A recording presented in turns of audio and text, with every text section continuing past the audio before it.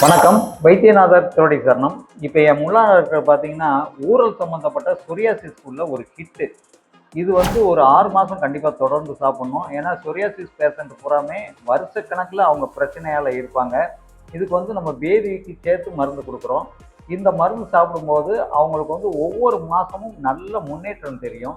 இந்த முன்னேற்றம் அவங்களுக்கு தெரியும் போது தொடர்ந்து அவங்களால மருந்து உட்கொள்ள முடியும். 3 மாதத்துலேருந்து 4 மாதத்துல சிலவங்களுக்கு நல்லபடியாக சரியாயிரும். ஆனால் அதுக்கப்புறமா அவங்க ஒரு 2 மாதம் மருந்து சாப்பிடுவது தான் மிகவும் சிறப்பு. மீண்டும் வராமல் இருக்கும். ஏன்னா இது தொடர்ந்து சாப்பிடும்போது தான் நம்ம உடம்புல உள்ள விஷக்கழிவுகள் எல்லாமே வெளியேறும். விஷக்கழிவுகள் வெளியேறினா தான் சொரியாசிஸ் சரியாகும். சொரியாசிஸ்க்கு பேதி கொடுக்காம சொரியாசிஸ் என்னைக்கும் சரியாகவே செய்யாது.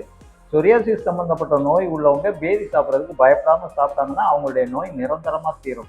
இதை பற்றிய தகவல் வேணும்னா கீழே உள்ள நம்பருக்கு கான்டாக்ட் பண்ணி நீங்க கேட்டு தகவல் தெரிஞ்சுக்கங்க. நன்றி.